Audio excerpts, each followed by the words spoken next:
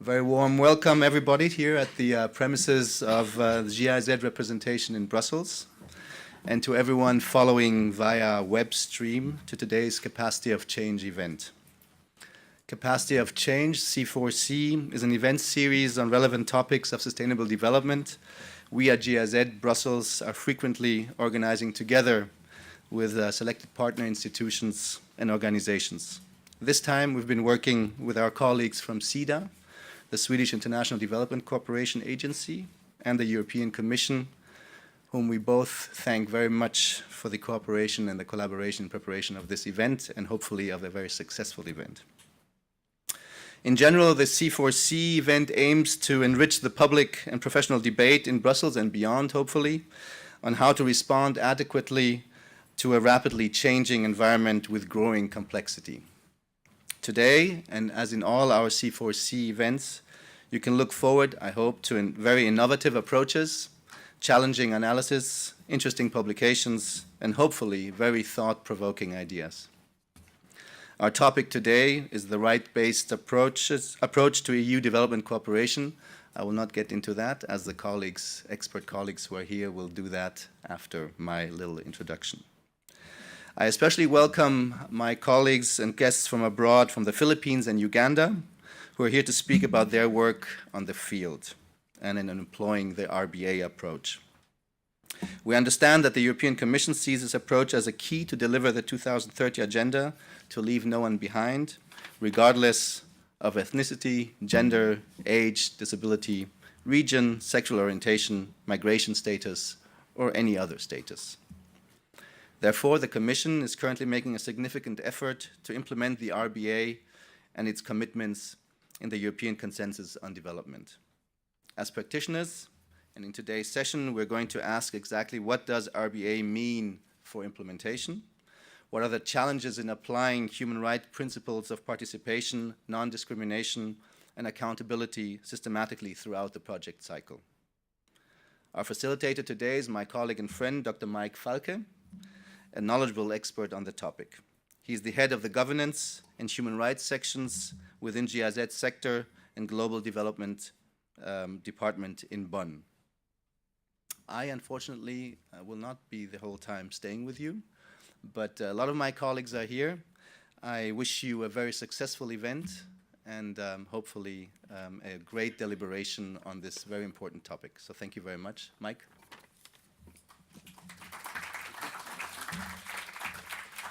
Thanks a lot, Sigi. Also from my side, warm welcome. I'm happy to be here. I'm very happy that the room is really packed. That is, from my side at least, a very interesting perspective, and it gives me an impression that the topic is rather interesting, and it has some demand. And we have somehow met probably a need with the topic. That's very good. I will introduce you, and I'm very happy to have colleagues and experts from headquarters, but also from the field. They will give you a very deep insight in the topic from a very practical side in the first place, and then the second part on a more strategic perspective. I will introduce them in the course of the discussion. Let me also give you at the beginning an outset what we're planning to do in the almost 2 hours we have. In the first place, the first time we will see two practical presentations. We've started a practical insight because I think it's crucial for the topic to see really what does it mean on the ground, how you implement a human rights-based approach. An example from the Philippines and followed by examples from Uganda. The possibility to have after the sessions short Q&As. So if you have a question of didn't get things right, but I would rather keep that short, because then we start in the second part. We start rather looking into the question how you get a human rights-based approach in the system, how you institutionalize a human rights-based approach, learning from experience from 2 bilateral agencies, from Sida and from GIZ, but also learning more about the perspective of the Commission. And subsequently, we will have a good time, I guess, 20 minutes or at least 20 minutes to discuss also among you what are your questions, but also what your statements. I was also asked, and I think Sigi put even more pressure on me to give a short definition on what is a human rights-based approach. That's actually not so easy, I have to say, because we have, and I've learned this, I think more this morning. We have 2 different names. We have the rights-based approach and we have the human rights-based approach, but we also have slightly different understanding among agencies and governments. What does it mean? But we have some core principles, and I think this is very crucial because they are all the same. The human rights-based approach is, first of all, a conceptual framework to align development cooperation with international human rights law and especially human rights principles. I think this is crucial to get them in all sectors, to get them really in the system and make sure that development cooperation is implemented according to human rights principles, especially participation, but also non-discrimination and accountability. We have seen, and that is I think the concept of a human rights-based approach, we see a shift of perspective. We're not talking about target groups, but we're talking about rights holders. So people, they should be empowered to claim their rights. That is a crucial element, and of course the partner, the government, is here a duty bearer. So they have the obligation to fulfill and to offer the rights to the people they claim. So that is basically the concept. It started already with the 2 agencies we have here, GIZ and Sida, very early. I think even Sida in 2003 started with a human rights-based approach, and GIZ, commissioned by the German government, started in 2005. So there is already, I think, experience, and we will hear about that during the day. We have also plenty of documents, and I think it's crucial because it's good to have reference documents. They are here available in the I think in the door. So the German documents, the Swedish, but also the documents from the EU, they are available and explaining it more in detail, and they will be also available online later on a link we will send to all to participants. The approach, human rights-based approach, even though started in 2003, 2005, we now experience new dynamics, and dynamics stemming especially, of course, from the SDGs, from the Agenda 2030, with the guiding principle of LNOB, leave no one behind. I think this is basically encompasses the idea and the principles of human rights. And we also see new commitments on the side of the EU Commission, and that is where I would like to hand over and introduce Sarah Rinaldi. She is the co-host, and she's acting head of the DEVCO B1 unit for human rights, gender, and democratic governance.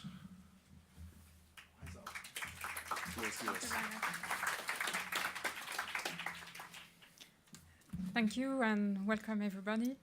I'm very honored to open this joint C4C events. I mean, this is really a joint endeavor to roll out the rights-based approach to EU development cooperation, because we also can count on real support from member states, and especially Germany and Sweden, who provided us with 2 experts who also have been involved in organizing this event, Charlotte and Franziska. First, I would like to start by mentioning the fact that you may know that the EU, the Commission, is the first donor in terms of in the field of human rights and democracy. When we really look only at our specific programs in those fields. That's according to OECD DAC figures. We have a specific instrument called the European Instrument for Democracy and Human Rights, worth 1.3 billion euro for the 7-year period. We are also doing specific human rights or democracy projects under our bilateral assistance programs. But that's one thing. But then there's all the rest of development cooperation that now with the rights-based approach we would like to use also to foster human rights and democracy. Because it can be also with an energy project, a road project. I mean, first, those projects should not harm human rights. They should not be contrary to those principles and values, but then they could also be used to foster this agenda. And we know that all the shortcomings and violations in the fields of governance, democracy, human rights, rule of law, and also the tendency towards a shrinking space for civil society and public participation are fundamental challenges or problems to realizing sustainable development. So for a long time we have had two separate agendas, human rights and democracy on the one hand, development on the other hand, but now I think it's time to reconcile these two agendas. I mean, they are only mutually reinforcing each other. So at this point, I had foreseen to talk to you about all the commitments that the EU has taken in the various policy commitments. I think I will be quite quick on that because it dates back from 2012 with the strategic framework on human rights and democracy. Then we adopted a toolbox on rights-based approach in 2014. I mean, all these are good. These are commitments on paper. With the new impetus now with the Agenda 2030 and the new proposal for a consensus on European consensus on development, not yet adopted, but I think what it will contain will be quite strong in terms of rights-based approach to development. I mean, human rights and democracy as fundamental values still for development cooperation, and in terms of methodology, rights-based approach, and gender equality also. But all these are commitments on paper, and what is important is also how do we implement this. I think that's, as you are all development practitioners, you are more interested in how does it go in practice. We have decided, I mean, we have the rights-based approach toolbox as our main document, but then we decided to not to develop huge guidelines, heavy guidelines that no one will read, but rather to raise awareness of colleagues about human rights and how human rights and development are going together by training colleagues. We put a lot of emphasis on training and changing mindsets. So it's going to take time. It's a long-haul process, but we decided to go that way, to go in delegations. We are targeting to have to roll out a rights-based approach training in delegations, in 25 delegations until the end of this year, by mixing colleagues from political sections and operational sections and finance and contract sections. During those trainings, we invite, when it's possible, also colleagues from member states' missions. The Office of the High Commissioner for Human Rights is also invited and participates also when they can. And really, the aim is not to make colleagues experts in human rights or in rights-based approach, but to know that it exists, that they are actors in delivering on the agenda, and that there's the methodology and that there are tools that they can use. Of course, we have also set up a facility in headquarters to support colleagues to roll out the methodology, the training. Charlotte and Francisca are this help desk for colleagues. They are reviewing all new what we call action documents when there are new projects and programs under geographic and thematic instruments. they are reviewing all these documents to make sure that from the start, these projects integrate race-based approach. What else? Also, little by little, it takes time. We will also make our internal procedures evolve. So I mentioned the action documents, which have now a specific annex where we ask colleagues who are developing new programs if they have asked themselves the right questions in terms of integration of human rights in their programs. And more we will make sure that procedures evolve. For example, when we launch calls for proposals, for the moment we're asking applicants to apply a race-based approach, but the rest of the procedure, does not check really if that's the case. So from design till implementation, and then even monitoring and evaluation, we should make sure that race-based approach is checked and applied throughout. But as far as the Commission is concerned, we are only at the beginning of this. It started really only last year, beginning of last year. There's still a lot to do. I mentioned all the procedures that need to be changed. And I think that's why it's very important that we share with those development practitioners, colleagues, member states who have already implemented a race-based approach, that we share experiences, and then we know where do the main difficulties lie, where should we dwell upon. And I think that's why now I will hand over to the two case studies from the Philippines and Uganda, which I think would be very useful for us to really understand how can we implement a race-based approach in practice.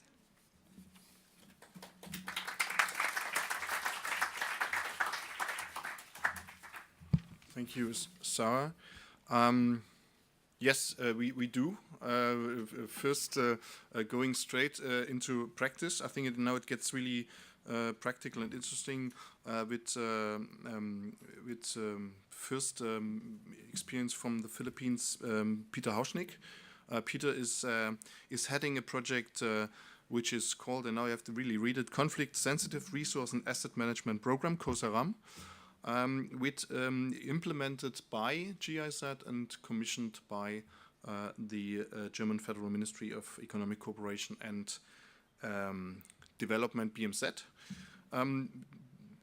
Peter will and that's my understanding, but maybe you use the chance to correct me, but the challenge of the project is to, on one side, to assure that biodiversity is protected, at the same time also providing access for indigenous people to natural resources. So in that is the setting, and I think this is a very good and practical example of the human rights-based approach of the German GIZ and BMZ experience. Peter, please.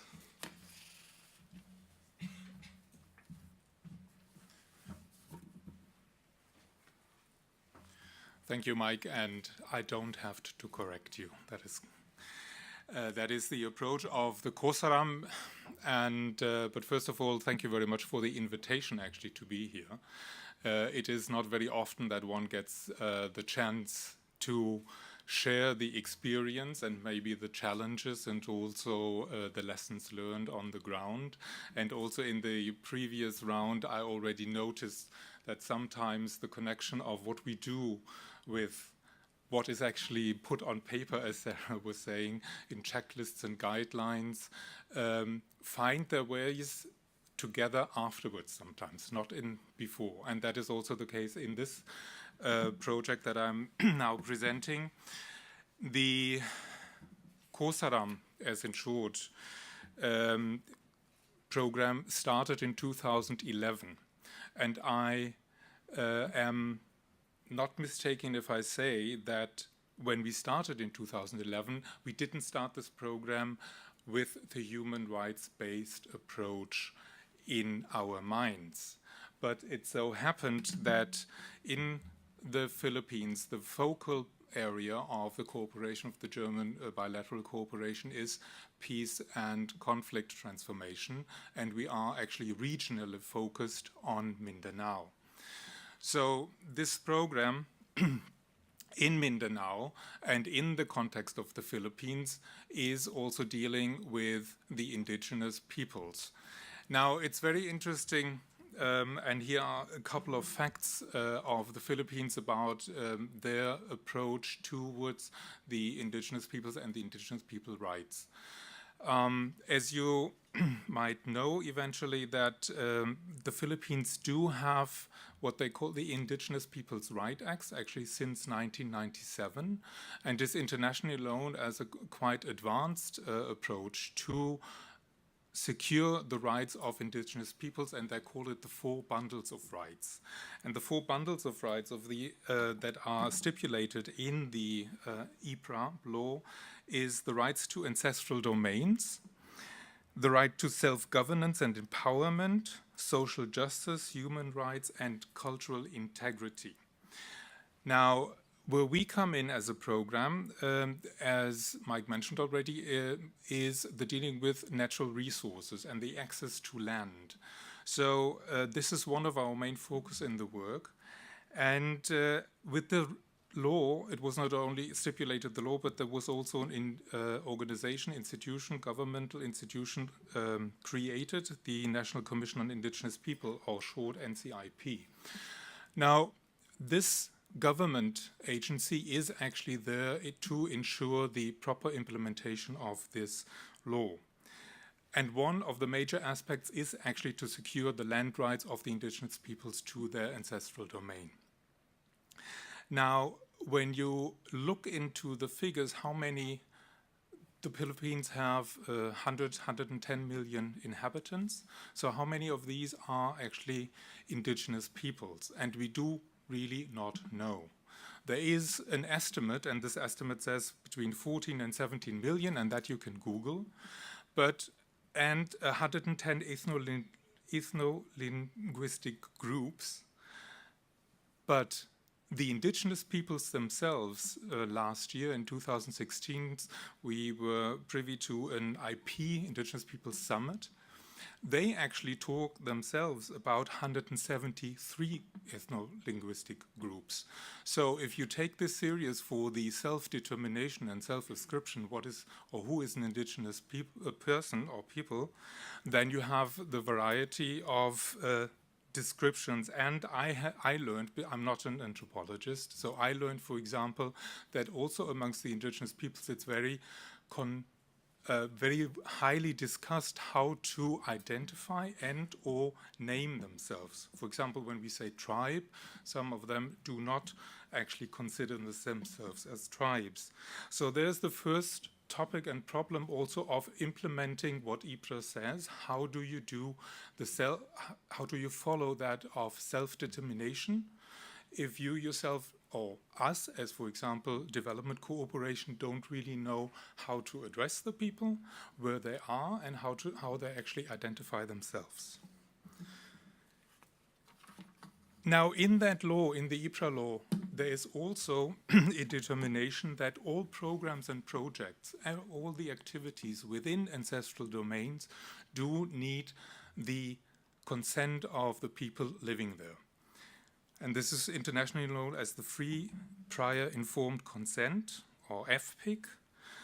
And I just copied you what it says in the law, that this consensus of all members of the indigenous cultural communities, or IPs, to be determined in accordance with their respective customary laws and practices, free from any external manipulation, interference, coercion, and obtained after fully disclosing the intent and scope of the activity in a language and process understandable to the community.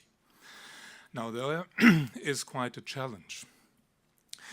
One is, of course, as I said before, the indigenous people and actually having their ancestral domain certified and to be able to fulfill that right of land and also the use of it, but also the customary laws and practices. What are the customary laws and practices? Who defines that? So it's also the indigenous peoples who have actually to come forward to identify what their laws are, what their practices is, and how does that compute with actually the law that surrounds them. And for us, importantly, when we started the program, was that usually you think of FPIC or the informed consent on big infrastructure projects. But it's not only infrastructure projects like mining and others, most contentiously, but it's also foreign investment projects and also development cooperation.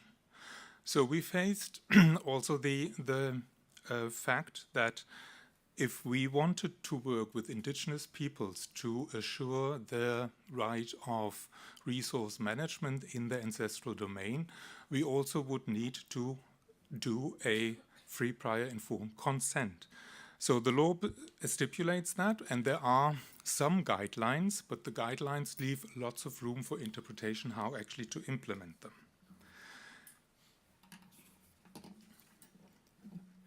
Now, just a brief background on what the program COSERAM is and where we are working.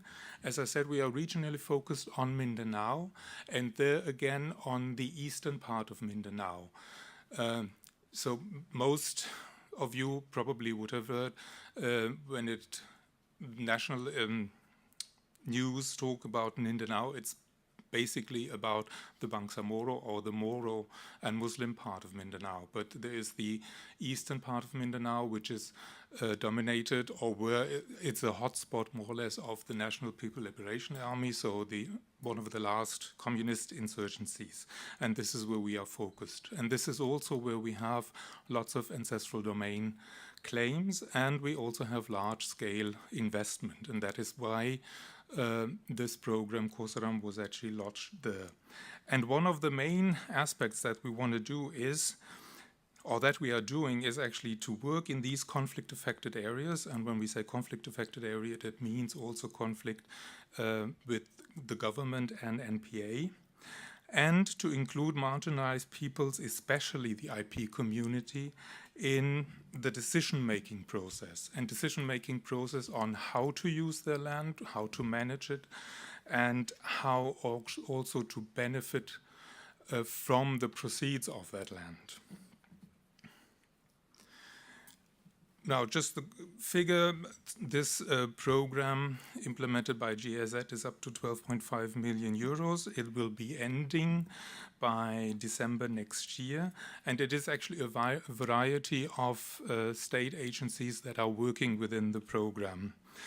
I will just focus on the program has 2 modules, and one module, which is represented in the indicator 2, is that we will help in 3 biodiverse indigenous areas, gender conflict-sensitive management approaches for the conservation of biodiversity and that they are implemented. This module we call short IP for BioDiv. Now there the idea is that we overlay protected areas, environmental protected areas, and indigenous people ancestral domain. Now, when we started in 2011 to design the program, of course, we talked with NCIP as the representative of the indigenous peoples, and we talked to the indigenous peoples themselves on the ground. As you know, sometimes preparation of project takes time, so we started in 2011, and then in 2013, actually, we started the implementation, knowing that we will need an FPIC. Now, we looked into the guidelines. What do we need to do? The outcome was more or less this picture, which is a year-long process. So we started implementation 2013, and the implementation was only for 2 years, till 2015. So the first year went into the process of FPIC, which was not foreseen. Meaning, to talk with the indigenous peoples at the beginning, at the missions to design the program is not enough, because we haven't had yet the consent. So what we did is actually to include the FPIC as an element of the process and of the implementation. Now, when we extended the program in 2015, there was again the question, do we need another FPIC? Because the guidelines do actually state that a memorandum of understanding with the indigenous peoples need to be renewed when the project gets extended. Now, since we did have actually quite a good relationship with the program was running quite well, everybody agreed we don't actually need another FPIC process of another year. But guidelines said, yes, you do need another process. So what was agreed on is that we start the process, but we don't stop implementation, because that would have been the other problem. Now, what are the challenges besides the implementation or interpretation of guidelines? Interpretation of guidelines meaning that NCIP might have one interpretation, the indigenous people have another interpretation, and the implementing party a third one. So how do you put that together? And there's a problem with NCIP as a governmental agency on one side, but also as the representative of the indigenous peoples on the other side. Now, representative of the indigenous peoples, in the law itself, it says that the indigenous peoples themselves actually can or shall determine who will be their representative. So you find sometimes the problem in on the ground that you have the indigenous peoples presenting one representative of their communities, but NCIP as the state government, as a state agency, not recognizing that, or vice versa. Because for NCIP to be a representative, you also need to be able to read and write. And some of those people, that the elders, do not read and write. So you have there the problem with whom do you actually interact. And state agencies sometimes nominate their IP representative to be part of the process. So that is one major problem. And there is also contestation among the different indigenous peoples. When I started the presentation, I said, of course, that there are the self-determination, who is indigenous and who belongs to what group and who is actually the representative by their customary law, is also not unanimous. Sometimes you have in one ancestral domain different groups of indigenous peoples who actually do also contest. So when you come in as a foreigner or as a development program, you have to talk to everyone. You can't just go to one or two, or that NCIP, you can't even trust, if I say NCIP, the state agency, saying, well, this is the representative. You really have to do a dialogue with all the people involved on the ground. And language is a problem. In the Philippines, we have English. All the laws are in English, and all the guidelines are in English. But lots of indigenous peoples actually do not speak or understand English. So you always need a translator. Now, in deciding of doing a what we call full-blown FPIC for 1 year, meaning the whole process, and doing it as an open dialogue,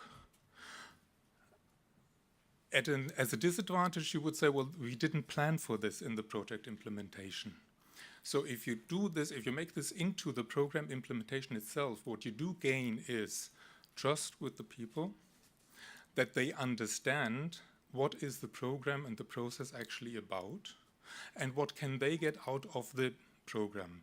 So you will have, by the end of the year, not only the FPIC as a document stamped that say you can do your program, but you have already started implementation, because it's not only talking with the indigenous people, but it's also talking with the concerned LGUs, the local government units, the municipalities, and bringing them already together in that FPIC process.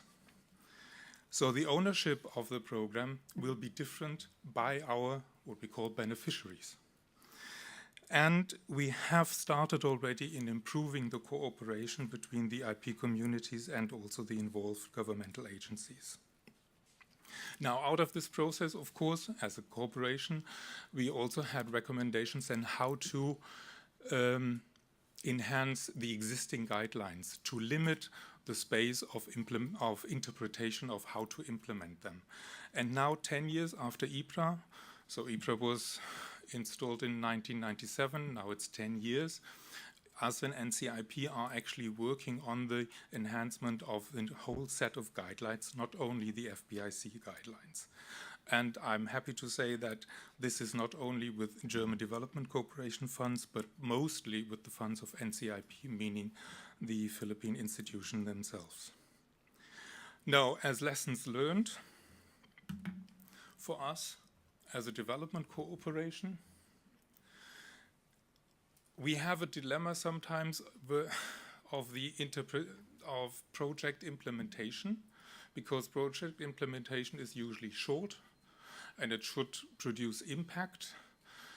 And sometimes we assume that the consent of the people we work with, we have already in the preparation phase. Now, we need to incorporate FPIC in that sense, as long as you work with indigenous peoples, into the project design or into the preparation phase. And it can't be just a mission of 2 weeks that's going on the ground and speak to 1 or 2 persons. So the recommendation would be rather to have the FPIC as part of the implementation of the program. And you have to, of course, budget it, meaning you need time and money, and you need the right people to do it.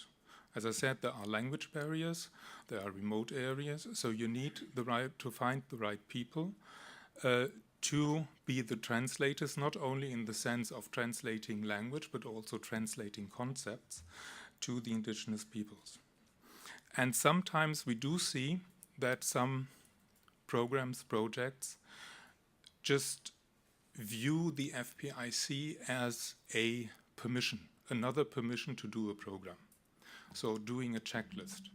But our experience says it's more than just the checklist. Because if you do it as a checklist, then you will face other problems if you have not really identified who are the right people to talk to, and if you didn't do your actors analysis properly. So at the end, FPIC seems to be like an obstacle in program implementation at the beginning, but if you turn it around and do it to an open dialogue with all involved, it is actually an asset. Not to enhance also the 4 bundles of rights as they are stipulated in the Indigenous Peoples' Rights Act in the Philippines, and this is why we also now, in hindsight, say this is a human rights or rights-based approach. Thank you.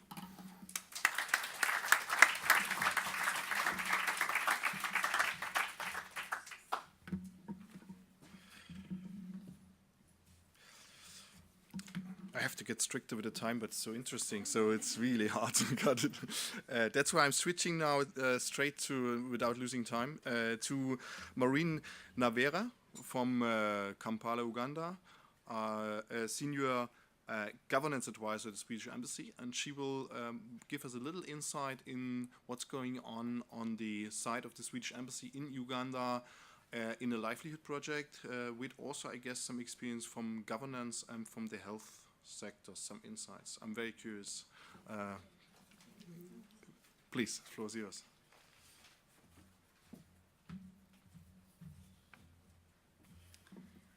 Thank you very much. I'm happy to be here and to present a practical approach to rights-based approach in Uganda as a representative of Sida in the field. I realized that I have very little time to talk about everything, and initially we had thought we will have a comparative with health and governance and livelihood programs, but my focus now will be on the livelihood project that we work with in Uganda. The comparative, we can bring in comparative examples from our governance programs and our health programs, but that we are limited by time, so I will focus more on livelihood. And the reason why I will focus on the livelihood program is that it's not as straightforward as it is in other governance programs and projects. So it's easy for us to look at livelihoods in a different perspective, but when it comes to applying rights-based approaches, we want to see how this can better be done. First, I will give a brief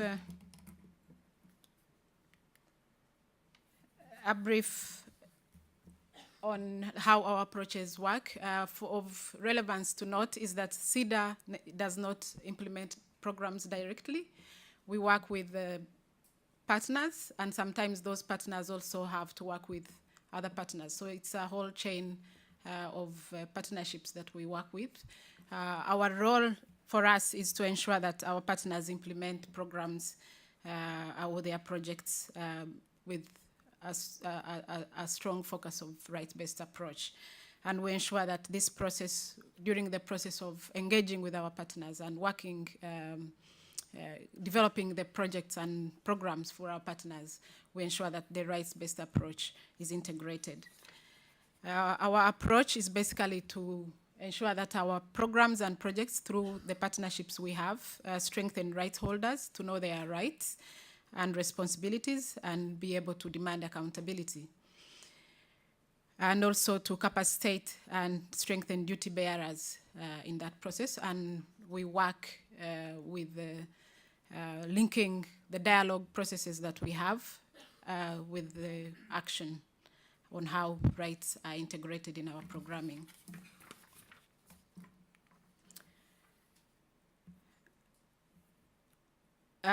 When we engage with our partners, we ensure that the human rights mainstreaming is integrated into all their interventions, and this is reflected in the procedures that we have as Sida in place and the kind of questions that we have to ask ourselves.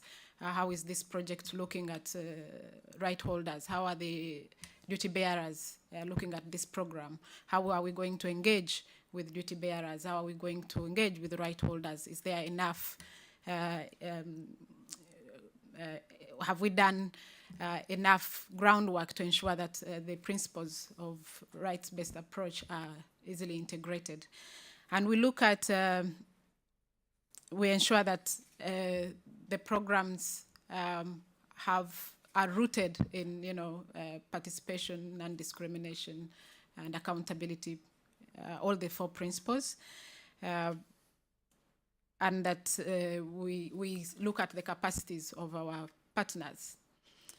It's important to note that most of our partners that we work with have varying capacities, and they apply rights-based approaches in different ways.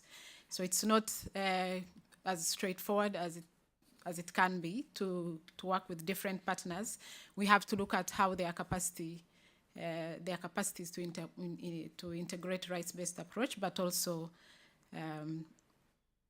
how they interpret these principles in practice. So the focus now is on a livelihoods program that is based in the northern part of Uganda. Did I switch it off? Sorry. And it is the northern part of Uganda over the last 22, 23 years was undergoing a conflict, an internal conflict. And now, for the last 6 years, there is peace. And so we see that the communities are returning back to their normal lives and trying to rebuild their lives after the conflict. So this focus of the project is to increase transform agriculture. As you know, Uganda is an agricultural country. Transform agriculture for improved livelihoods. And it is implemented through an NGO called MASICOPS.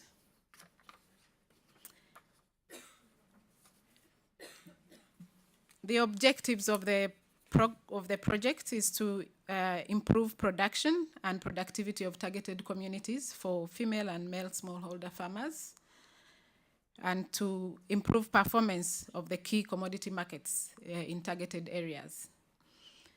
The project also aims to improve access to financial products and services, specifically by female and male farmers, mostly small agribusiness farming communities. In our engagement with the MASICOPS, the implementing partner, we try to ensure that they identify who the who the right holders are and who the duty bearers are in their project. And so the inception, at the very beginning or the very inception of the project, we look at the target groups, who are the right holders and who the duty bearers will be when it comes to implementing the project. And we identify the challenges that duty bearers face, and we identify where the opportunities are for duty bearers to work with right holders. So in trying to identify these challenges, we look at, MASICOPS was able to identify that most of the challenges in Uganda in the agriculture sector is the exclusion of women and youth in economic and social and political processes, but also in decision making. And this program tries to ensure that these groups are fully incorporated in programming, and that the principle of non-discrimination is addressed. Of special relevance to this project is that MASICOPS identified, international conventions that Uganda is signatory to. Mostly, for example, the International Convention on Economic and Social Rights, and the Convention on the Elimination of all forms of discrimination against women. And that became the focus of trying to ensure that the project addresses those groups that are not necessarily participating in their own development programs. It was identified that women play a critical role in agriculture in Uganda. They actually do they are the backbone of agriculture in Uganda, both for subsistence food consumption, but also for commercial agriculture, which is not very big. It's usually subsistence agriculture, but the women are more engaged in agriculture than men. And so for them to be excluded in decision-making in agriculture or in the processes or in markets when it comes to agribusiness. So that was the challenge that MASICOPS aimed to address. They identified some of the other challenges as a lack of a level playing field for youth and women, uncertainty in relating to land tenure systems, both providing women access to land, women and youth access to land, but also access to productive resources as well. So in trying to address the principle of non-discrimination, we say that MASICOPS also works with farmers groups and to ensure that these groups are represented, have representative from youth and women. And one of the requirements is to ensure that 50% of the representatives within this group are women, and that they are part and parcel of the discussion and the engagement when it comes to providing agriculture services. They work a lot more with the sensitization of the communities, especially when it comes to land as a resource. And the communities in northern Uganda, land is communally owned, but the women don't control how the land use is determined. So the engagement MASICOP does is to engage with the elders, who are the ones that sort of provides land distribution rights and land use rights. And they have been able to engage and sensitize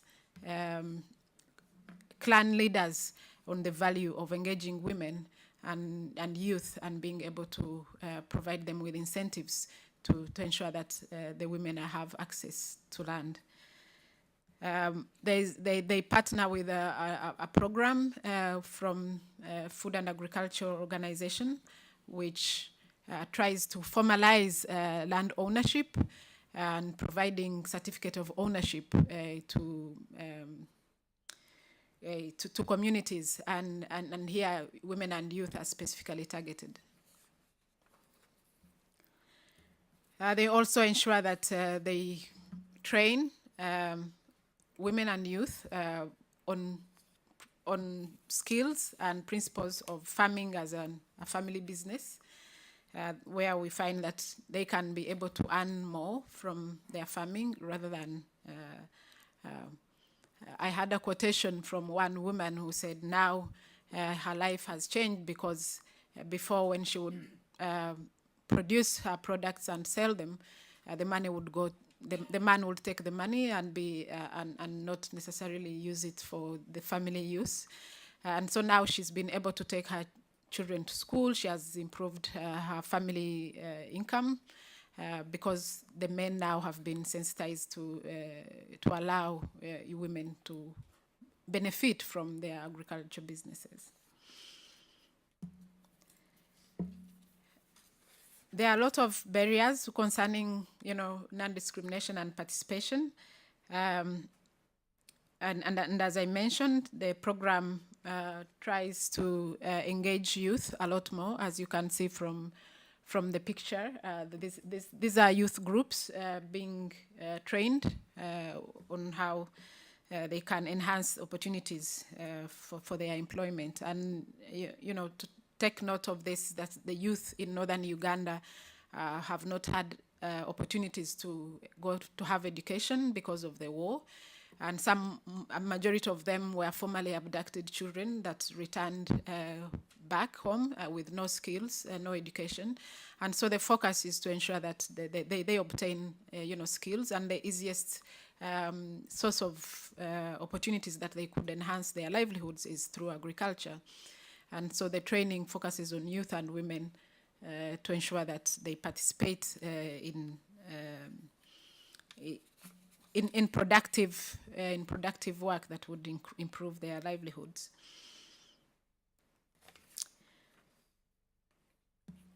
Since this is a much more focused, specific project on agriculture, the organization MASICOPS to ensure transparency is to work with what we call middlemen or organizations or cooperatives that are engaged in setting prices for agricultural products and buying agricultural products. So the commercial agriculture sector is characterized by lack of transparency, and that was one of the challenges that was identified. Due to lack of market information, for example, informality in trade relations, and inequality in services and information provided by the government. The government has representatives at every district who are in charge of different areas, and we have what we call an agriculture extension official of government. And their engagement with the state, with the farmers themselves, sometimes is not that common, and their capacity also to engage with farmers is low. So the project MASICOP is to also tries to capacitate district officials to bring them closer to the farming communities and be able to discuss with them on how best these communities can benefit from their agricultural produce. But also to ensure that the policies for land and agriculture are streamlined to be easily accessible by the communities. For example, we have MASICOPS developed an SMS platform linking farmers to buyers. This is one of the innovations that they came up with to ensure that transparency when it comes to prices and markets is clear. The SMS platform provides up-to-date information on different prices on maize, on beans, on sorghum, on groundnuts to farmers, and so they are able to benefit from, to understand, to gain proper enough for their produce to ensure that they have the prices right and that they are not, shorthand by the middlemen.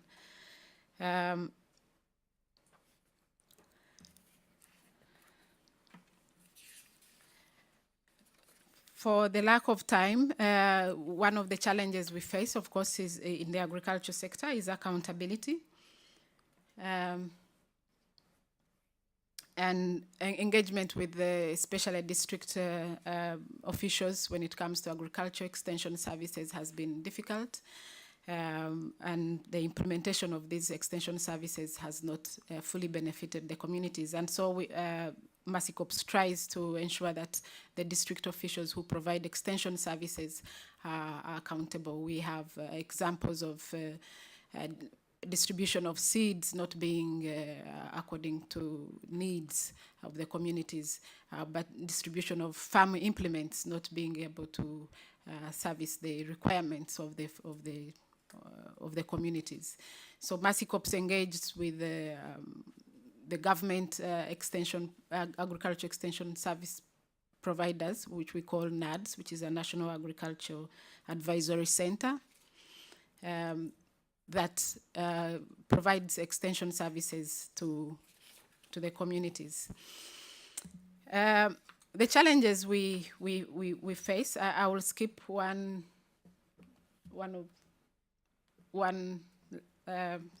slide, which is linking dialogue to action, and go straight to the challenges, is that it's difficult for partners to all have the same capacity when it comes to implementing rights-based approaches, and that we need to have continuous monitoring of our partners. Since Sida itself is not on the ground, we are not necessarily the implementing partners, so we have to ensure that our partners that we work with are continuously monitoring and engaging when it comes to rights-based approach. We have a lot of complementarity when it comes to dialogue and engaging duty bearers, that we need to continuously engage on which principles apply best to which programs. Some principles are easily integrated while others are not as easily, and so the partners have to choose which ones would be effective for their programming. And sometimes, you have partners that leave out, some of the important principles and be able to focus on a few. And that's not necessarily wrong, but you have to look at the capacities that they possess. One of the lessons that we learn from our programming is that it's a continuous engagement process with our partners, but that we also have to start from the inception of the project, be able to ensure that we have these principles integrated as the thinking of the project, as we develop the project, that these principles are integrated from the beginning, and then we follow up with our monitoring of the projects. End there, and thank you very much.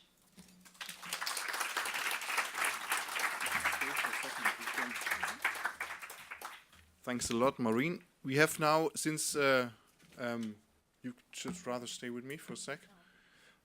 Since I promised that we have, even so running out of time, the possibility to have a short round, maybe 1, 2, 3 questions, if they are very urgent. I'm happy to have the 2 presenters here. Thanks a lot. Very interesting, very different examples, I think, different setting. Let's have a quick round if there's a need for you to ask or to get some maybe clarification on the presentation. And we have one mic here.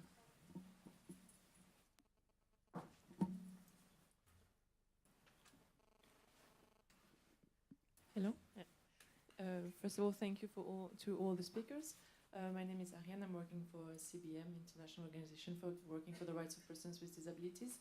So I just would like to mention something, because I found that the human rights-based approach is quite interesting approach, and I really enjoyed to listen to the presentation of the European Commission, also to the programs. That's also quite interesting to see how it is implemented on the field.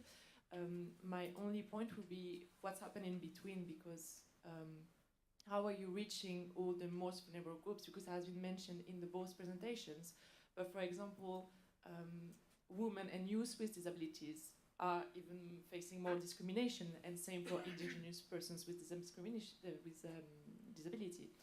But my question will be on data disaggregations, because that's quite of a key topic. So how are you reaching people? How are you analyzing who needs those rights? Because data disaggregation is quite of a key topic, also at EU level in the policies. But we see, for us as CBM, that disability is not included in data disaggregation, because there is a lack of understanding and we don't know how to do it, and it's complicated.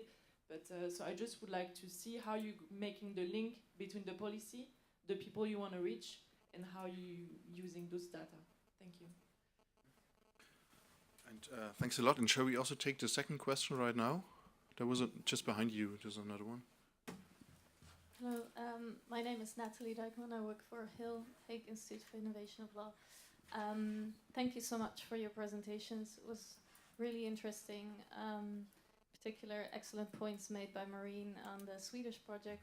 We've been working together as a partner of Sida in Uganda as well. And my question is actually related to one of our projects also in northern Uganda. We just did research. Hill does research from the user perspective and how they experience justice problems and how they tackle them. And one of the things that we found out is that in northern Uganda, a lot of people rely on the informal justice systems and the clan leaders, as was also raised by Maureen. But those systems don't often match with a human rights-based approach, obviously. So how do partners like Sida and maybe GIZ deal with those kind of conflicts of different justice systems? And not only what should be done, but also how do you listen to the actual users and citizens in those regions? Because if research shows that they actually trust those systems more, then how do we deal with that issue of trust? Thank you. Thanks a lot. I would just maybe get some answers in the two questions, and then we have the last one. Otherwise, we run out of time. Maureen, you want to start maybe? Yeah. The first question was on how we ensure that rights of disabilities on data disaggregation. Yes. As I mentioned, we work with partners and we have different programming. This was only one of the many projects that we work with. But our programming goes through governance, policy level, to programming, to projects, implementing projects, to the partners implementing projects. And as I mentioned, the projects will ensure that they carry out, our approach is a multidimensional poverty analysis. And when we do that, we ensure that these, the marginalized groups, for example, that you mentioned, the people with disabilities, women and youth, are at the center of the programming of our interventions. It's not as easy for our partners to ensure that they sustain the reach to these groups, and that's why I mentioned that it's very important that our monitoring procedures are consistent and continuous to ensure that these groups are not forgotten. And our programming, basically our target is those groups, and that's why we come from the poverty, multidimensional poverty analysis to ensure that those groups are not left behind. When it comes to the rights and the justice system, I think Natalie, I know her very well because we work together on the access to justice programming, and those are specifically the issues we try to address. We have different programs that address access to justice, rule of law, and that take into consideration that the communities trust these systems, although these systems are not necessarily applying rights-based approaches in their decisions. And so some of our interventions try to capacitate these systems or the elders to streamline and provide guidelines on how they decide, for example, who has access to land and how is land use being distributed among the communities. It's not as easy, but we have different approaches coming from the access to justice and rule of law perspective. that we ensure that the principles are applied, but also provide guidelines. And we work with the state to ensure that the monitoring and follow-up of these systems and processes that the communities trust to access justice, that these processes are compliant to right-based approaches to human rights.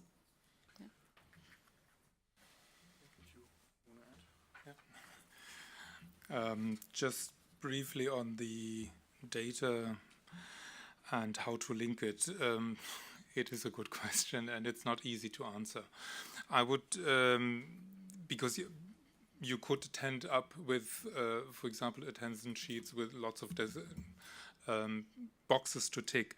What we do, since we are a program also implementing in the peace building area, so every intervention we start is of course with an actors analysis and also peace conflict analysis. So we get on the ground and see what kind of conflict lines there are. So we do actually rely also very much on what comes up as a topic. So this is not the inducive, we want to do something for a specific group, which was here in the indigenous peoples, but we did not, and I confess to that, we did not disaggregate then further into the disadvantage of the disadvantaged. We didn't do this, but we relied on the conflict analysis that the actors themselves came up with. And the trust in justice systems, as I said, with the Indigenous Peoples' Rights Act, there is a clear focus, or at least a statement from the Philippine government, that they do want to respect ancestral systems of doing governance and law. The problem there is that they don't have actually records on what these practices are. So we also in the program help to identify and document practices and then actually put into dialogue if these practices would be contradictory to the, as I always call it, the surrounding law. But I guess our focus is more on helping to identify and document those practices and put them into dialogue. Thanks a lot. So we have one more short question with 2 short answers.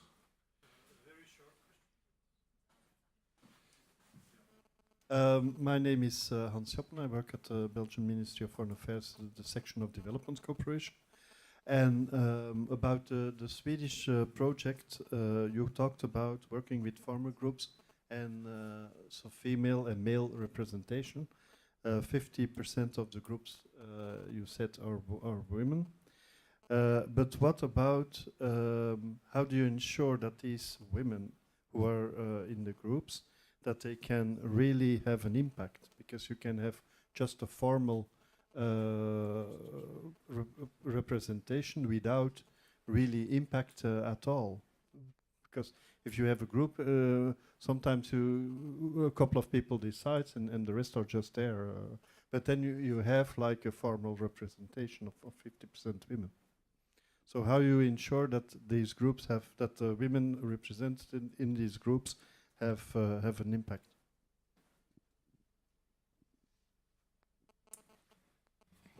It's very easy for Uganda, as I mentioned, that mostly women are the ones engaged in agriculture production.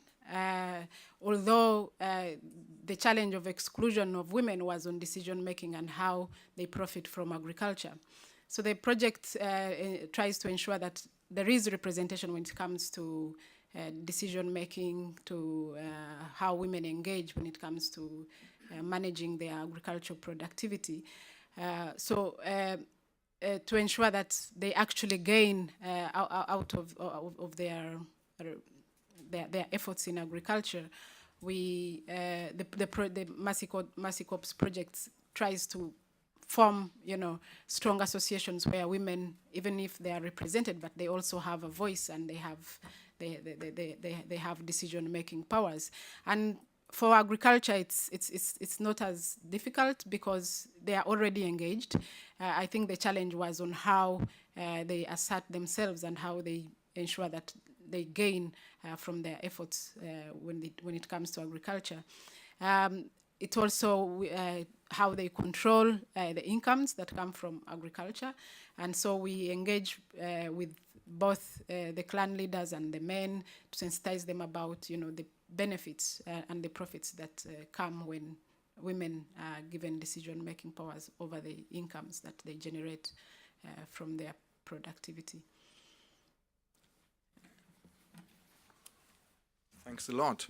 That is not that we cut this off, because we have also the networking lunch. So I think a good opportunity also to talk to Maureen and Peter and get more details. And we also have a slot after the next panel where we look a little bit more on the policy issues, but I think also plenty of questions could be addressed to a panel which is even bigger. So you have plenty of time to also to have your questions answered.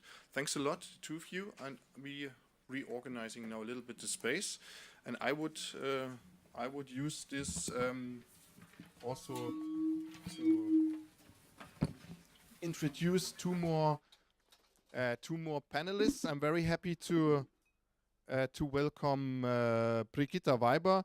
She is a now I have to change. Sorry for that.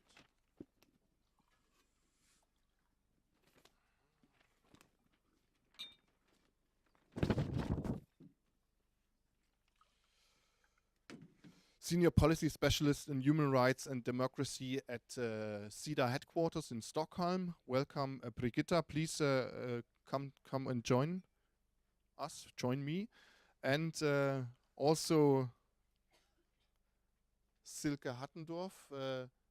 Silke Hattendorf is now, I can say now, a planning officer, rule of law and human rights at GIZ in the wonderful town of Eschborn in Germany. Welcome, Silke.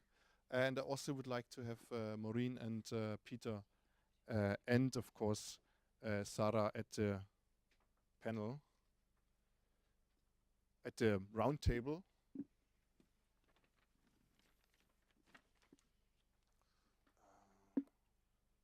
So maybe I go in the middle. Oh. And I do it without. No, I do it without. No, you can sit and I'm just.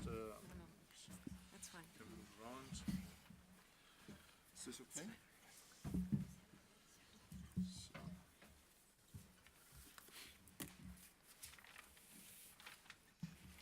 So this is the second part.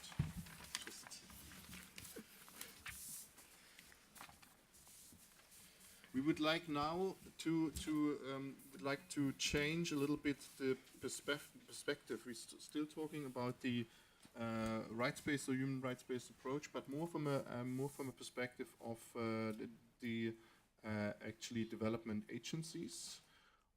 What does it mean in introducing it? What does it mean in getting it into the system?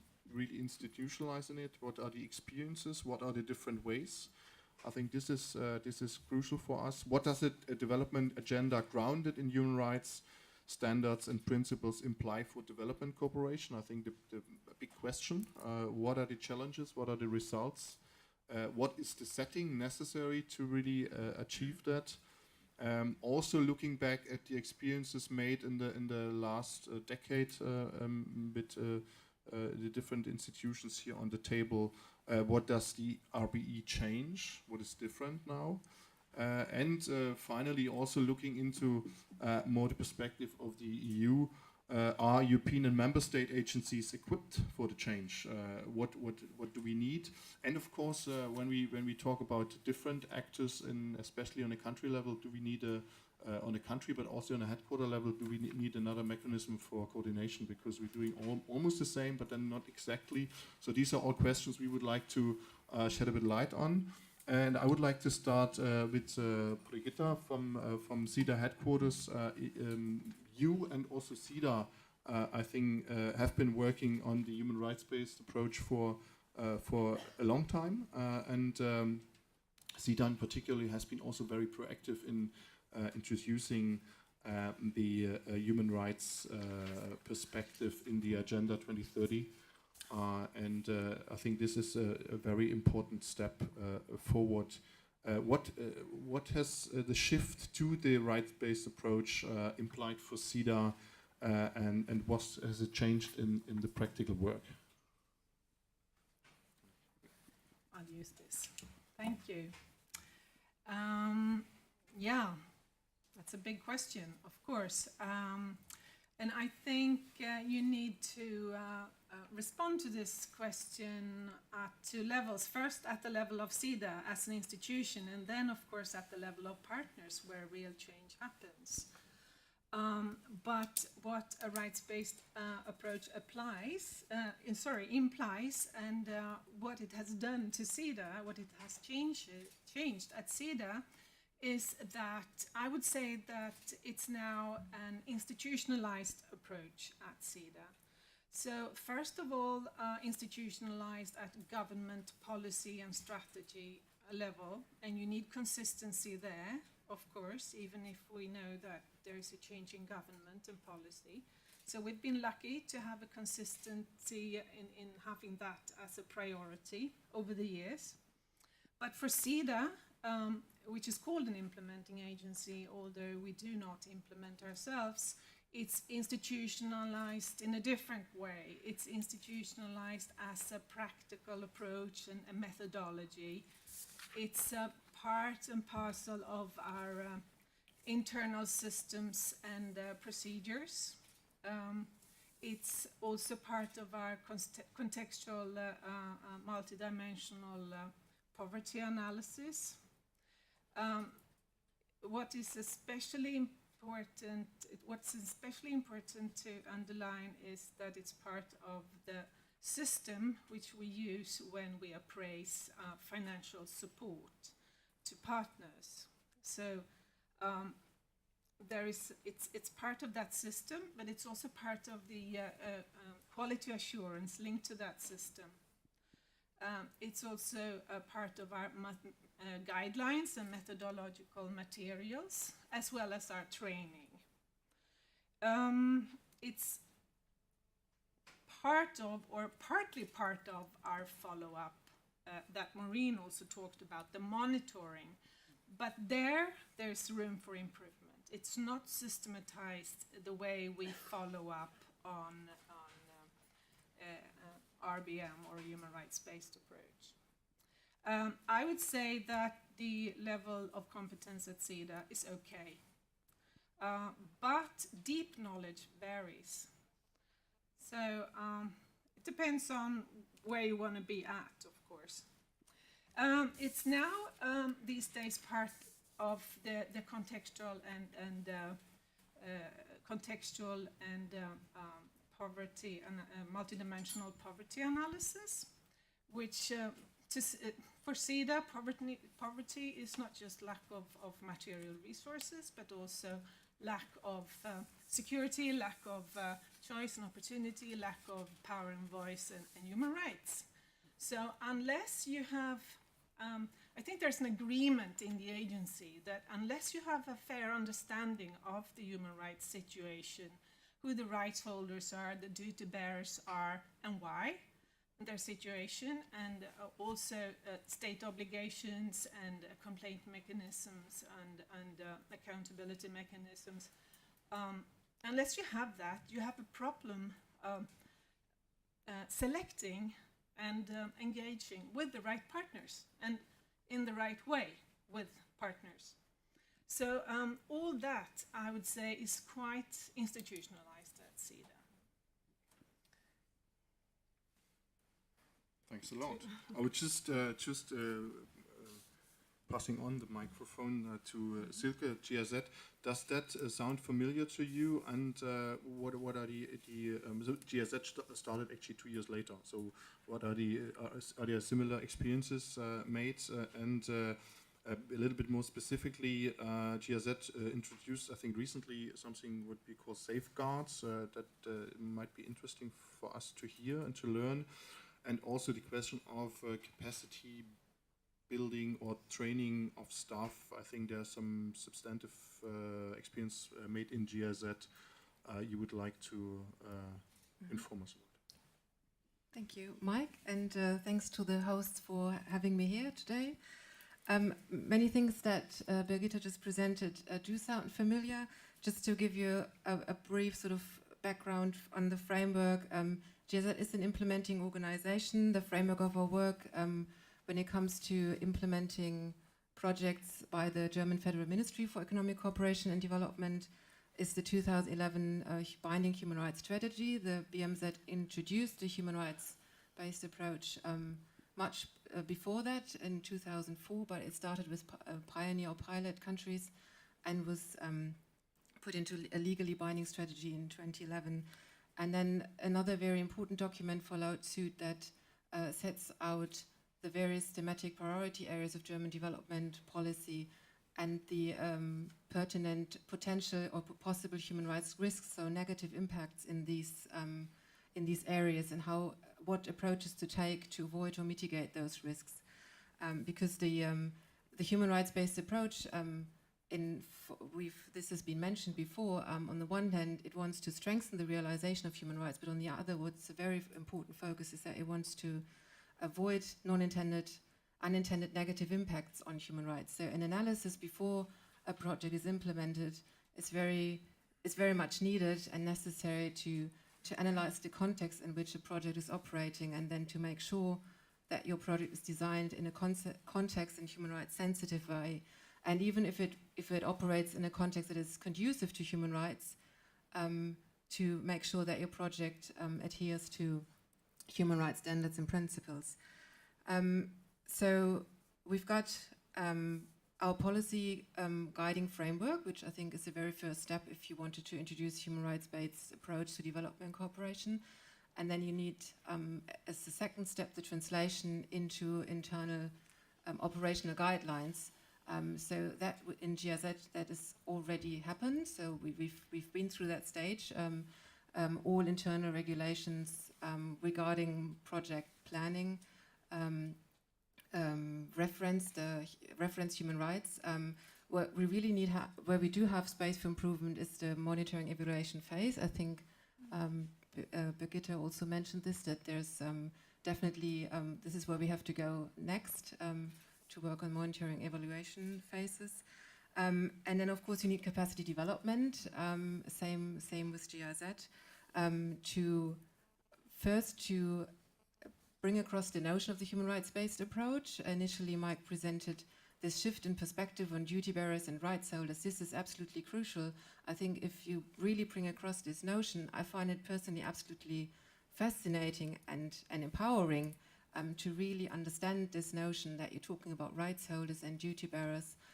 So this is really needed to reach the hearts and minds of development practitioners. So any training should encompass this basic notion of the human rights-based approach, what it actually needs. And then the linkage to the internal requirements that might be like specific in any organization, but really saying where does it need to be integrated into project design, into project proposals, and later on in monitoring and evaluation. That what we do in our diverse formats of training, we try to really bring across the wealth that is out there in the UN and regional human rights protection systems in terms of documents and guiding principles within international non-governmental organizations. So I always say that you can use the treaty bodies, UN human rights treaty bodies, general commons as a checklist, if you like, to design your project. If you work in a health project, you can use the general comment on the Committee on Economic, Social and Cultural Rights on the right to health as a checklist to see whether your project has already integrated the various core elements of the right to health, so that healthcare needs to be available, it needs to follow, it has a certain quality, it needs to be accessible to everyone, women, youth, people with disabilities, LGBTI, etc. So you can use this to see, have I thought of everything that matters in terms of human rights, of the legally binding human rights framework, which is the overarching framework for the human rights-based approach. And you can later use it as a checklist in your policy advice with your partner. So if your health ministry partner asks you, what does it actually mean for me that I have to realize or implement the right to health? What are my obligations? And the same way you can refer to these to the core elements as the normative contents of the right to health. That this might be challenging, whether you can use human rights language explicitly in certain contexts, or whether it is perhaps advisable to just use it in substance, but not explicitly. This is a very different way. But from a project planning point of view, I think there is an abundance of guiding documents out there. In addition to the general comments, lots of guiding principles that can help you to design a 10-year security project in informal settlements, for example. So in case people are not familiar with these documents, and most people in technical sectors aren't, we point them to this wealth of information and guidance that is out there. What we also find extremely helpful is to have a sectoral approach, to meet people in their sectors, in their fields of expertise. So to talk to people in the energy sector on the rights that are relevant to the energy sector, to talk to people in the rural development sector on the framework that is relevant to their work, and then introduce the guiding documents as a framework that are relevant to their work. And I think what's very important here is that there needs to be some institutional way of meeting and linking this knowledge, because I might be a human rights person, but I have expertise in human rights law, but I don't have the expertise in the energy sector or in climate aspects, and there might be someone who is an agri-engineer and has that specific knowledge, but can't study sort of human rights law on top of his expertise. So you need to have ways within institutions and within training formats to meet and to really get these two fields of expertise together, because none of us can know everything. And so I think the sectoral approach is good, but it needs that to have that dialogue. Very briefly, because Mike asked me to talk about this in terms of for this aspect to avoiding or mitigating unintended negative impacts on human rights, GIZ has just really recently introduced a safeguards and gender management system that became operational only in December 2016, so it's very young. And it's a management system that's designed to avoid unintended negative impacts and manage external risks with regard to environment and climate, context and conflict, and human rights, and also to integrate a gender dimension into the entire project cycle. And again, here we are currently, it's been operationalized for the appraisal phase, but it needs to be now spelled out further for implementing also monitoring and evaluation phases of the project cycle. But it's certainly a very exciting process at the moment. Thank you, Silke. Coming back to the because my understanding is in both in the Swedish and the German example, the sensitization, the capacity building of the staff is a very crucial, let's say, entry point to get really to get into the system. Sarah, the Commission has implemented or is implementing a very ambitious training program.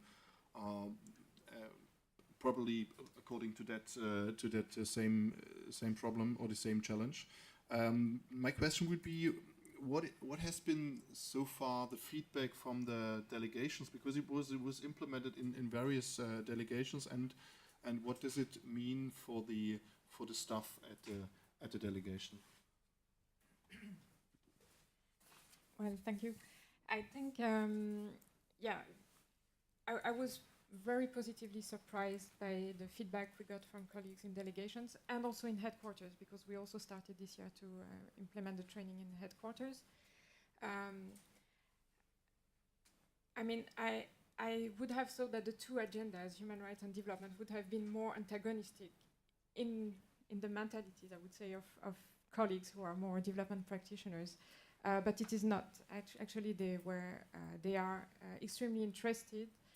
And once they understand that we're not asking them to be human rights experts, but that we are giving them the right sources of information. And you mentioned the human rights law, treaties, conventions, and recommendations from the treaty bodies. I mean, they were providing them with the links and all useful material information.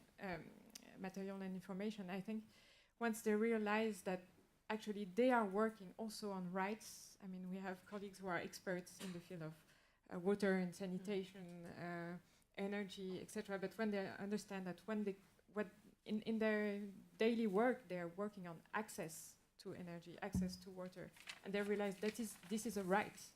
And when they realize that by applying the rights-based approach, we give them some additional tools to not only ensuring wider access for the population of a given country, but having a focus also on the most vulnerable groups and being even more pertinent in their projects because they're targeting those who need most access to water, access to energy, etc. I think they really see a value for their daily work. So it has only started. I'm not saying that there's a huge impact yet, but still, and I think as acting head of unit for DEVCO B1, my aim, my hidden aim, I will share it with you, is for me to that all my colleagues who are development practitioners ultimately think of themselves as human rights defenders. So we have a special program to protect human rights defenders at risk, and we know that this is a very risky job in many countries. I'm not talking about these kind of human rights defenders who are putting their life in danger for that. No, our colleagues are sitting very comfortably in their offices, in their delegations, but just by maybe making a special effort when they're designing a new development program, when they're monitoring a project, by thinking, by the way, am I targeting also equally women and men by my project? Am I also thinking of persons with disabilities who may not have access to my commodities for which I'm also trying to provide access to? By making this special effort, they would become human rights defenders. So once again, we are far from that yet. But I think that should be really the aim, that when they wake up in the morning, they realize that they are also going to defend human rights. And human rights and democracy, because I also very much see the rights-based approach as a way to achieve democracy in countries, democracy at local level. If you don't, Maureen, you were mentioning the voice of women, for example, or other discriminated groups. I mean, if we don't give them a voice through our projects, who would give them a voice? So I really see rights-based approach also as a mean to achieve democracy. So human rights and democracy are European values. They are in our DNA. They are the basic principles of what we are doing. But this is not enough just to say, because we are Europeans, we are defending human rights and democracy. It takes a special effort. It takes special studies to really know where your specific target groups are, what are their specific needs, how to make them participate, how to hear their voice, make sure that we have their free and prior informed consent. As you said, that a no could be also an option that we would have to respect. All this takes additional time, effort, resources, and they have to be engaged from the very beginning. But broadly, I would say that this is rather positive, very positive feedback I got.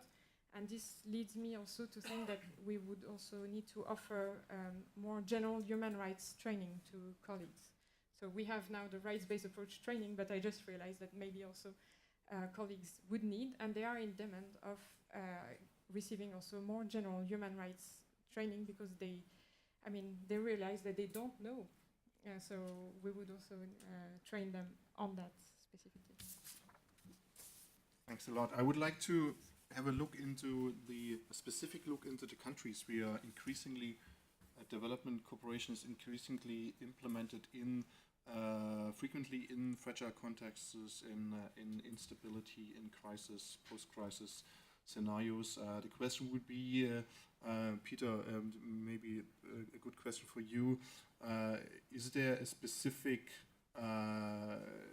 challenge on implementing a human rights-based approach in those countries?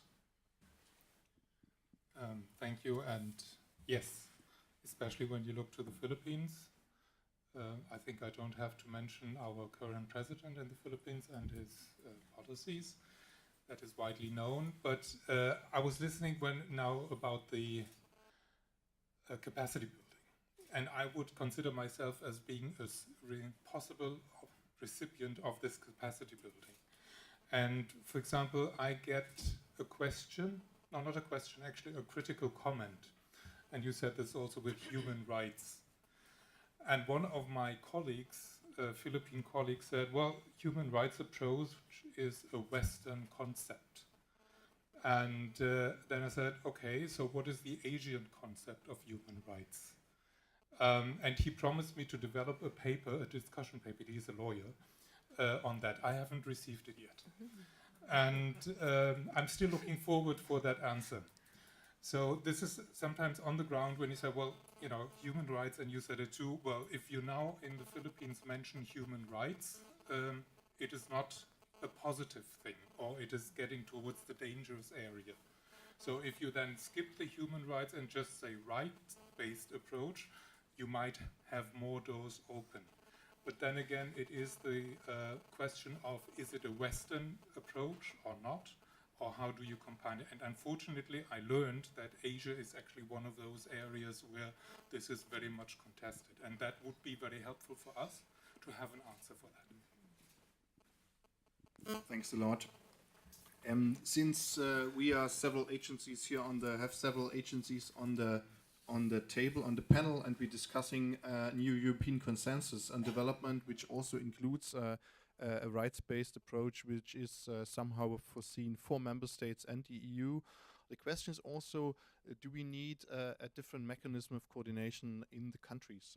Maureen, maybe a question, how does that work already in Uganda, or what would be necessary? That's an interesting one. I will mention that I was also participating in the EU training in Uganda for the member states and the commission staff.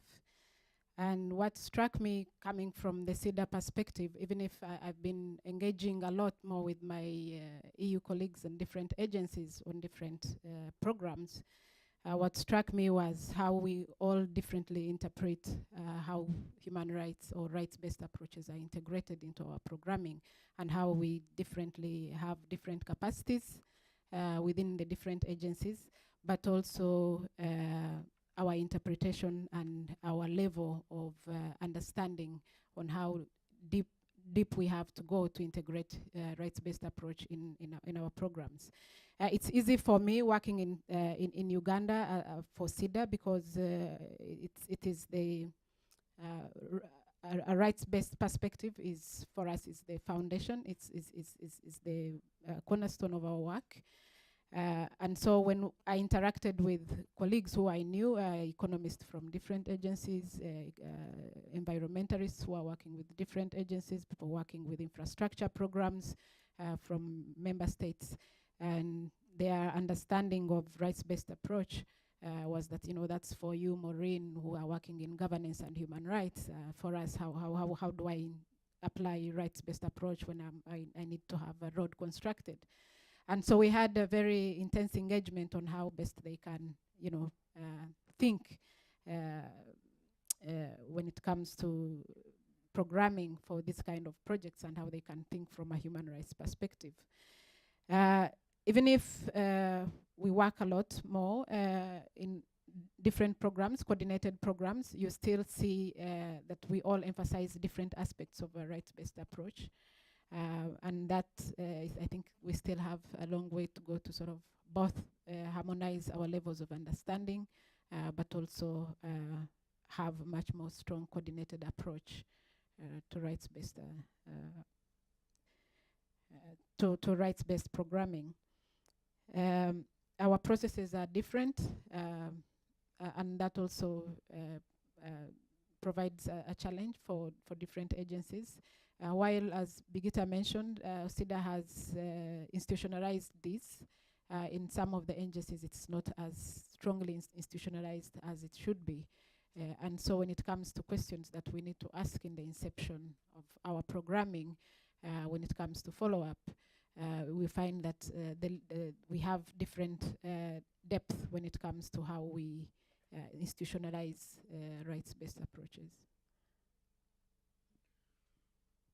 Thanks a lot.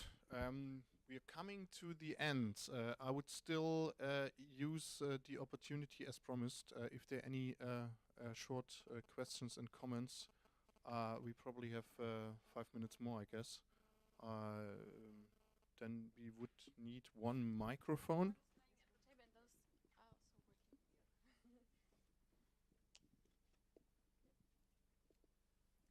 Thank you.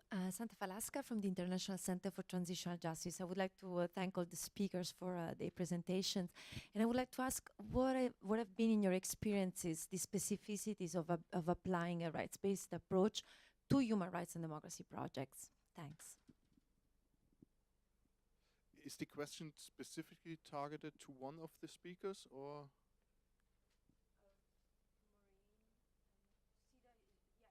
Okay. Okay. Mm-hmm. Who wants first? Okay.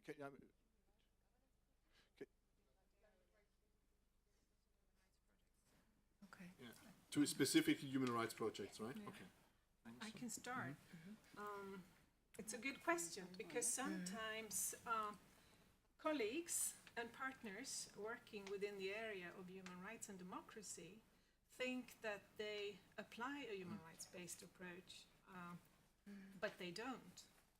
So I would say that even if everything is contextual and you work in different sectors or thematic areas, agricultural livelihoods,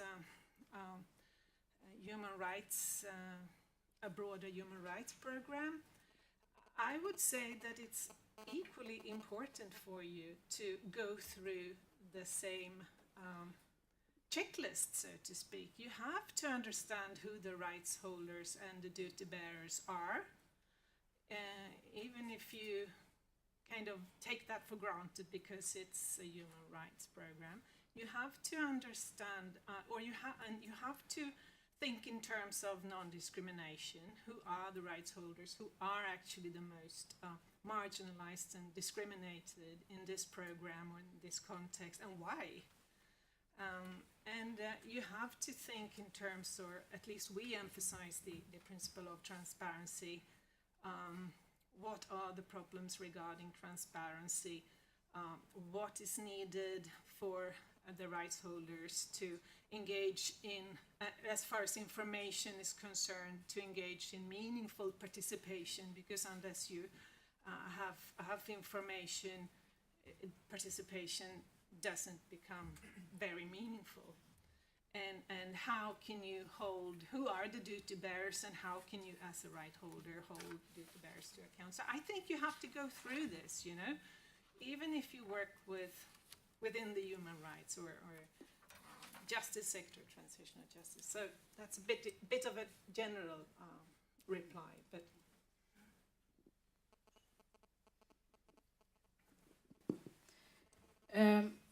What I can add from a practical point of view is that, yeah, as Birgitta said, we also have to go through the same criteria to sort of ask ourselves questions on how, even if there are human rights projects or human rights governance programs or rule of law programs, we have to ask ourselves and be able to identify the rights holders. As I said from the beginning, our approach is basically to ensure that we strengthen right holders to know their responsibilities and be able to demand accountability, and this applies to human rights projects as well, and also on capacitating duty bearers to ensure that they are transparent and accountable. From a practical approach is we have different integrated programs. For example, we work a lot more with partners that are working in promoting human rights and democracy, and we ensure that how they engage when it comes to strengthening capacity of the population to engage in political and governance decision making, that they understand that they are the right holders, and then that the duty bearers, it's a continuous engagement with duty bearers to respect rights of right holders, and also for duty bearers to be able to be accountable to right holders. Our approach is basically a two-pronged approach. Is to work with right holders, but also with duty bearers, and we take it from different aspects. We have, for example, we have a very good program that is implemented by the UN Office of the High Commission for Human Rights that is more focusing on ensuring that state institutions and policies and programs and legal frameworks are very strong in integrating rights-based approaches. And they do a lot of training to state institutions, especially when it comes to agencies that have been highlighted to be more violators of human rights, security institutions. And so this program tries to train military, police, local leaders on how best they can apply rights-based approach when they are engaging when it comes to human rights and democracy issues. I would also say, and I have been thinking about this now, listening to coming from a program that is also in the area of peace building and conflict transformation.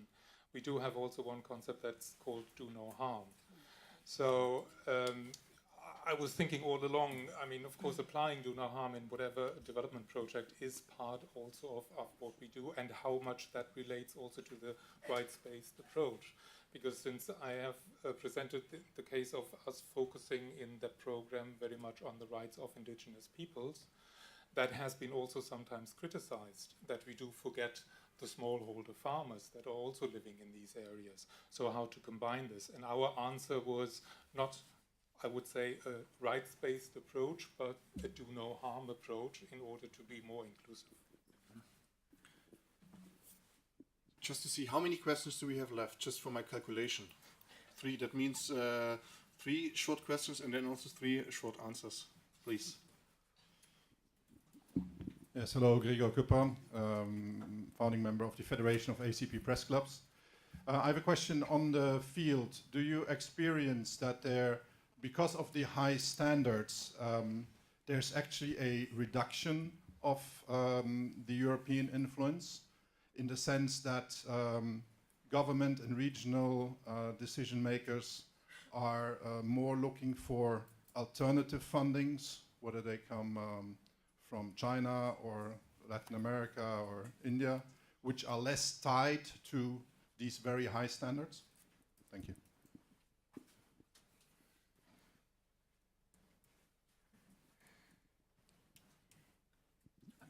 Thank you very much. Tanya Cox from Plan International, based here in Brussels. I have a question which perhaps more goes to the European Commission. It's been very interesting to hear you talk, all of you, about the different principles that underpin a rights-based approach, but I haven't heard much about one, at least that in Plan we consider to be important, and that's looking at the root causes of problems. And if I look at sometimes where we see this expression being used, I must admit that we begin to think that lip service is being paid to this, whereas in actual fact it's fundamental if you really want to address and fulfill people's rights. I give you just one example. A number of you have mentioned, and particularly Mike, the European consensus, which is now being revised. We talk it is talked about in the European consensus looking at the root causes of migration. It makes me wonder whether we even understand what that means, because migration is a natural human phenomenon. On the other hand, if we wanted to be looking really at what root causes are, there root causes of forced displacement, forced migration, a real problem, yes, for people. So perhaps we could maybe sort of identify what are the problems here, why are we actually slipping away from an understanding, or maybe we just simply don't understand what root causes are. And I'm not entirely sure that it might not be also pushed and supported by member states, so it would be interesting to hear a number of perspectives on this. How can we better look at a true root cause approach to issues?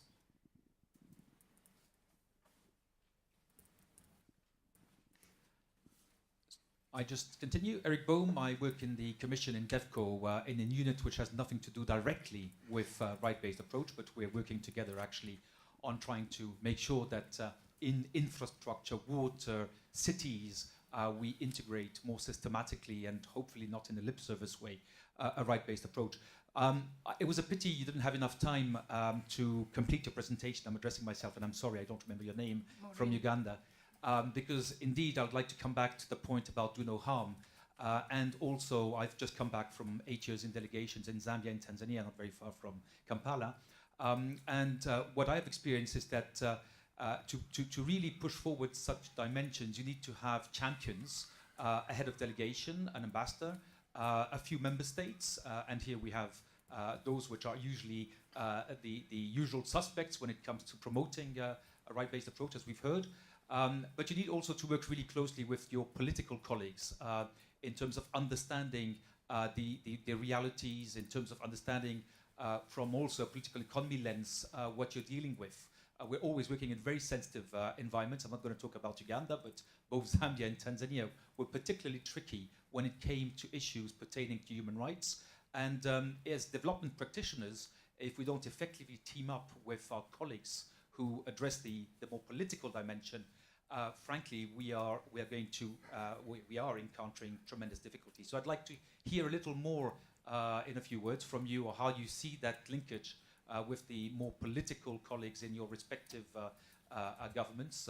So I'm basically addressing myself to more Sida and GIZ. Sarah, we can talk about that over coffee when it comes to the relations with the external service. Thank you. First question, I think you take it. The first one was towards yeah, it was like at least I think to the countries. I mean, maybe you start with the first one. I will start with the first questions when regarding the high standards that the European agencies put on developing countries, for example, and looking for alternative funding. Yes, it is an upcoming challenge, especially when you look at the priorities of our governments that we work in. Is more, you know, the priorities they put, or especially when it comes to infrastructure projects, where China is a big player there, and in that sense, then we lose as agencies who want to integrate our interventions with a rights approach. We tend to feel that we are losing ground when it comes to financing infrastructure projects that are tied to integrating rights-based approaches. This is a continuous challenge that we continue to face. It hasn't necessarily become too much. The European agencies still hold priority when it comes to development, because I think for a Uganda case, for example, China is more interested in business and infrastructure projects, energy, roads, and that's where their main focus is. And trying to get them to engage for the governments to engage in applying rights approaches without conditionalities, as I would say. That's not a word that we use anymore. But the sentiments you hear is that, you know, and this comes out especially when we challenge some of the procedures that are used, or we challenge some of the political messages that come out. And the challenge you hear is that, yeah, well, our countries have to develop, and we are not going to wait for if any country comes up and offers us assistance to develop, to implement our priorities, then we will go with that. But I must say that we still have space for dialogue in applying good governance and rights-based approaches. And for Uganda, for example, we have a very open processes when it comes to budgeting and planning, even if it's programs that are not necessarily financed by European agencies. we have a transparent way of engaging with the state. And our dialogue processes is to ensure that these programs are implemented with the human rights in aspects. But we use, of course, Uganda's obligations to human rights to engage. We ensure that they adhere to their mandate on the obligations that they are signatories to, and that's so it's still. We see it as a challenge that is upcoming, but we still have spaces for dialogue. We still have openness. We still we engaged a lot. Uganda was up for review in 2010 in the UPR process, and another review this year. And so we had a very extensive engagement on that, on those specific issues. And I think we have seen some inroads when it comes to Uganda's acceptance of some of the obligations that came up, or recommendations that came up from the UPR process, and they also involve this kind of programs where China and the Middle East are engaged, the United Arab Emirates programs that are engaged in infrastructure projects. Do you want to add something? I would only say that the same is true for the Philippines, as far as I know. That it was more that actually from, let's say, the lower ranks in the Philippine governments was the question towards the development partners, how much conditionality would actually apply. So it was the question reverted. It was not saying we don't want your money anymore. And you want to answer also quickly to the third question? I think this was also... Yeah, for you. I will go to Eric's question on working with champions. I think our approach as Sida, we have an integrated approach within our embassy, and we work very closely with our colleagues from the Ministry of Foreign Affairs, who are our political officers, and we have channels of engagement. We have, I must say that, as we say in Uganda, is a highly coordinated country. We have different coordination structures that we use. We have different processes that we go through when we have to engage, and we have a very strong dialogue. And so basically our dialogue as from the development cooperation, we feed into what goes on into the political dialogue from the political section. And our message is the same. We work a lot from the Article 8 dialogue within the EU to coordinate all our dialogue processes with government. And a lot of the input comes from us, who are technical people working with the programs directly to ensure that the messages that that are given during the political dialogue are related to what we actually do. And so, yeah, we use different levels.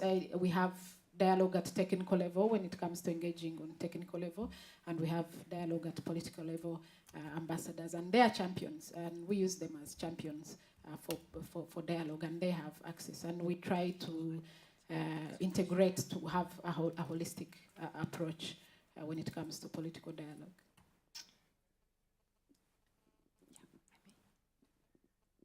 I'd just like to expand on that that third response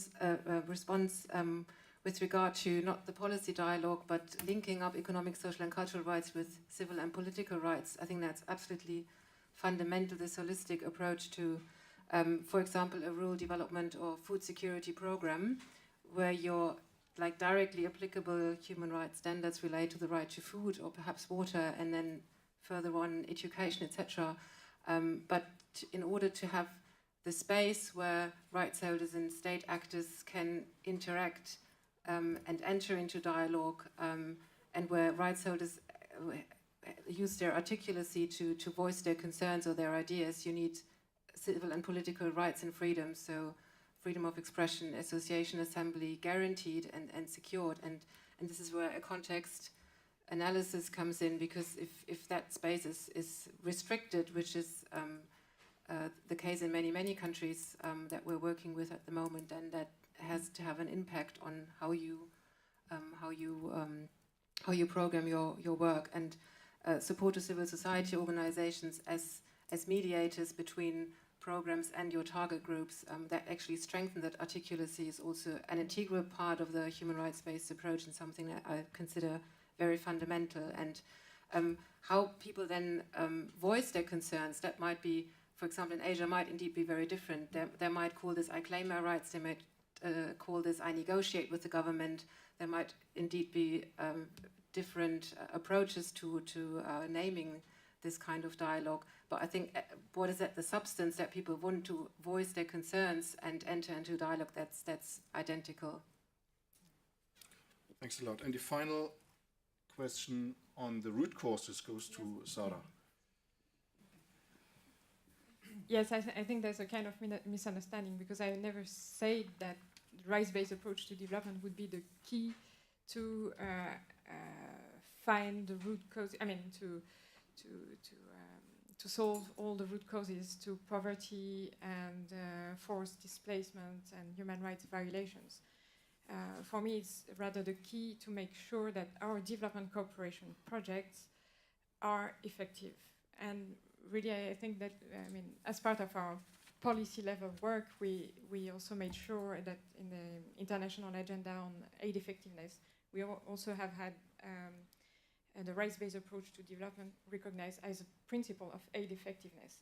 And maybe when we're implementing development cooperation projects, we make sure that they are effective, that they have true impact on the ground. For example, when we have projects that aim at creating jobs at local level, they really create jobs, etc., because they have well analyzed the situation, and when well analyzed the root causes of the problems of why there's no job creation, or why some groups cannot access the job market, etc. But I'm not saying that rights-based approach is the key to that.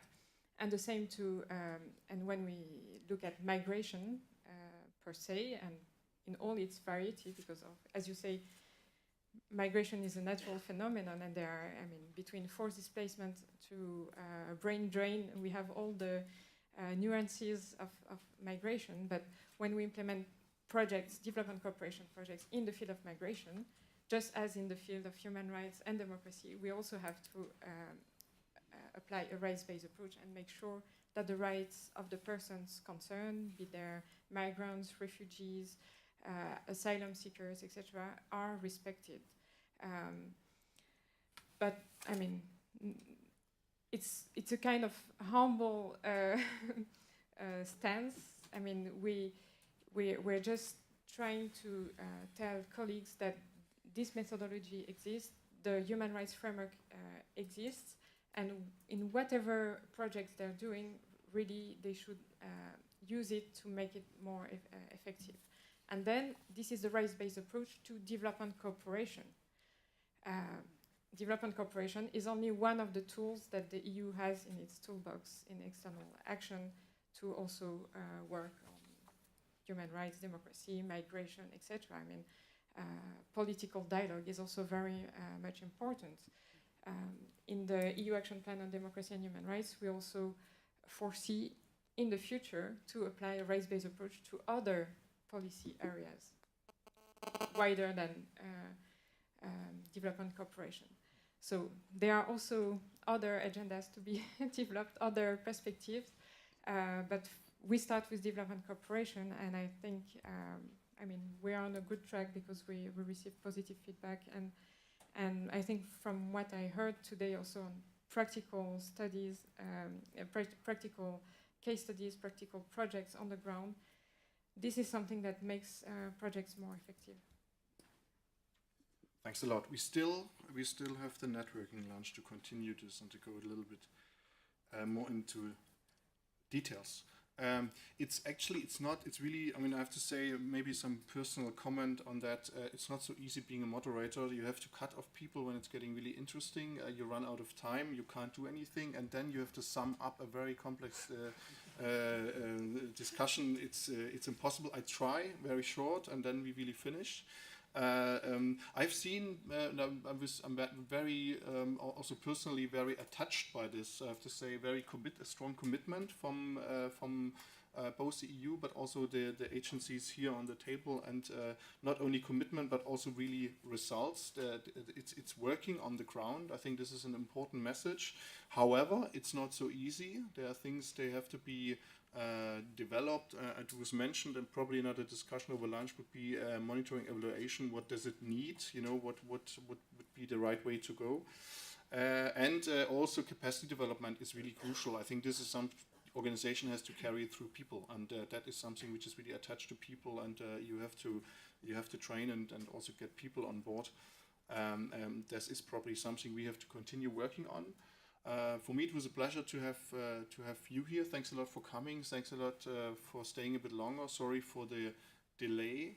And of course, thanks to all of you. It was a very interesting discussion, and I'm looking forward to continue that. Thanks a lot.